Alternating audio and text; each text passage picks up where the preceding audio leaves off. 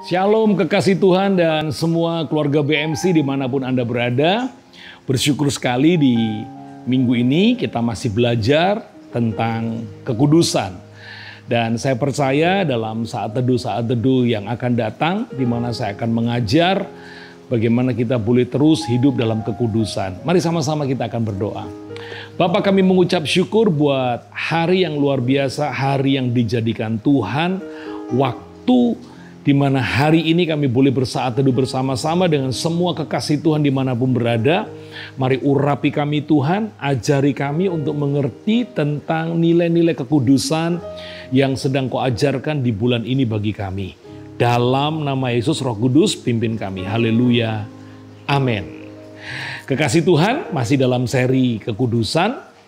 Dan saya akan berikan judulnya, dan ini akan berseri beberapa kali pertemuan lagi, dan saya beri judulnya adalah hidup kudus sama dengan berkat. Setiap kali kita mendengar kata kudus, pasti terbersit dalam pikiran kita bahwa kudus itu murni, kudus itu suci, kudus itu tak bercacat. Mari kita sama-sama belajar lebih dalam lagi apa yang dikatakan oleh firman Tuhan. Apakah dengan hidup kekudusan yang kita jalani, itu benar-benar mendatangkan berkat. Dan kita akan buka Alkitab bahasan kita dalam Mazmur pasal yang ke-24 ayat 1 sampai dengan ayat yang ke-6. Agak sedikit panjang, tetapi ini yang mau saya ajarkan kepada saudara dalam beberapa hari ke depan. Dikatakan begini, ayat yang pertama, Tuhanlah yang empunya bumi serta segala isinya dan dunia serta yang diam di dalamnya. Sebab dialah yang mendasarkan di atas lautan dan menegakkannya di atas sungai-sungai. Ayat yang barusan kita baca menjelaskan bahwa Tuhan kita penuh dengan kuasa. Dia punya segala-galanya, Dia mampu menyediakan segala-galanya bagi kita. Ayat yang ketiga, siapakah yang boleh naik ke atas gunung Tuhan? Siapakah yang boleh berdiri di tempatnya yang kudus? Perhatikan di sini. Siapa yang boleh jumpa dengan Tuhan? Siapa yang boleh berdiri di tempatnya yang kudus? Masih ingat kemarin kita belajar bagaimana kekudusan itu adalah area di mana Tuhan bekerja. Kekudusan adalah atmosfer di mana Allah bekerja.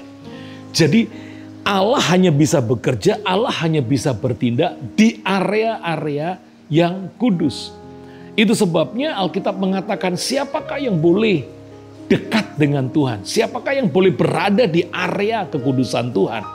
Alkitab mengatakan begini, orang yang bersih tangannya dan murni hatinya, yang tidak menyerahkan dirinya kepada penipuan, yang tidak bersumpah palsu.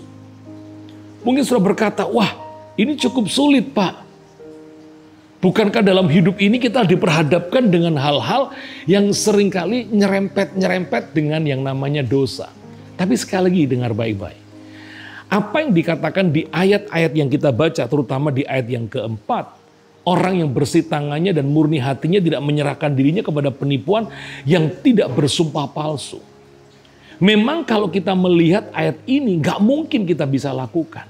Tetapi ingatlah bahwa ketika kita menjadi percaya, kita yang tadinya kudus oleh karena pengampunan darah Kristus, engkau dikuduskan. Statusmu adalah orang-orang yang dikuduskan. Dan Allah mau dengan status di mana setelah kita percaya kita dikuduskan, kita benar-benar terus ada di area kekudusan Tuhan.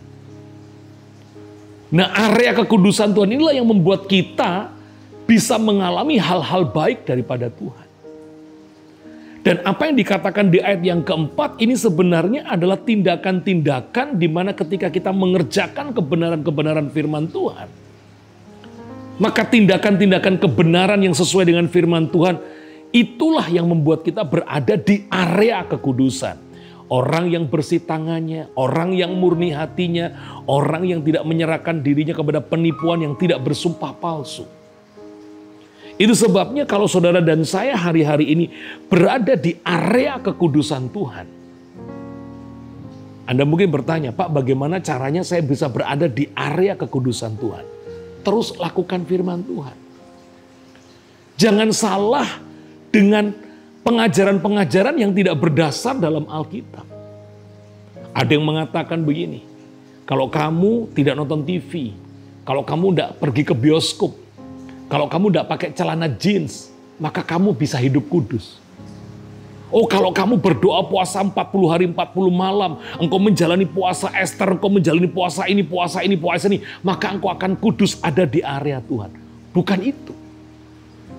Yang membuat saudara sebagai orang-orang yang telah dikuduskan, berada di area kekudusan Tuhan, adalah ketika engkau dikuduskan, engkau menjaga hidupmu seturut dengan apa yang firman Tuhan mau. Itulah yang saya katakan, hidup kudus sama dengan berkat.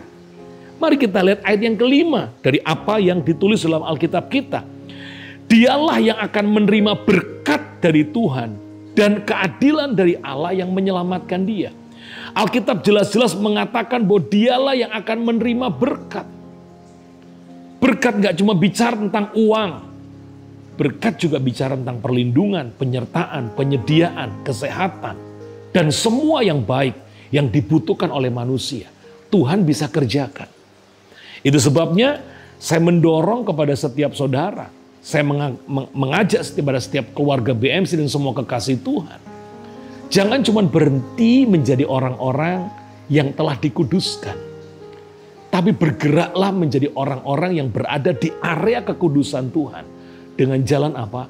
Lakukan kebenaran firman Tuhan. Besok kita akan belajar lebih jauh lagi. Apakah benar kalau saudara hidup dalam kekudusan itu mendatangkan berkat? Ini adalah bagian yang pertama dan besok ada bagian yang kedua. Mari sama-sama kita berdoa. Bapa, kami mengucap syukur untuk karya penebusan-Mu yang menjadikan kami memiliki status sebagai orang-orang yang kudus. Engkau gak ingin cuman kami dikuduskan, tapi Engkau ingin kami berada di area kekudusan Tuhan. Supaya kami bisa melihat nyatanya Tuhan. Kami bisa mengalami kuasa Tuhan. Kami bisa mengalami hadirat Tuhan yang begitu luar biasa. Sehingga apa yang Kau janjikan, mereka yang berada dalam area kekudusan, mereka yang akan menikmati berkat, dan mereka yang akan menikmati penyertaan dan penyelamatan daripada Tuhan. Berkati semua kekasih Tuhan dan semua keluarga BMC. Biar lewat saat teduh yang akan datang, kami makin didewasakan, kami makin menjadi pribadi yang serupa dan segambar dengan rencana-Mu. Sekarang angkatlah tangan-Mu, terimalah berkat yang telah Bapa curahkan sejak daripada Abraham, Ishak sampai Israel mengalir dalam hidupmu. Hari ini bahkan sampai selama-lamanya. Di dalam nama Yesus yang percaya diberkati Tuhan sama-sama berkata, amin. Tuhan memberkati dan jangan lupa pakai masker, selalu jaga jarak dan hindari kerumunan.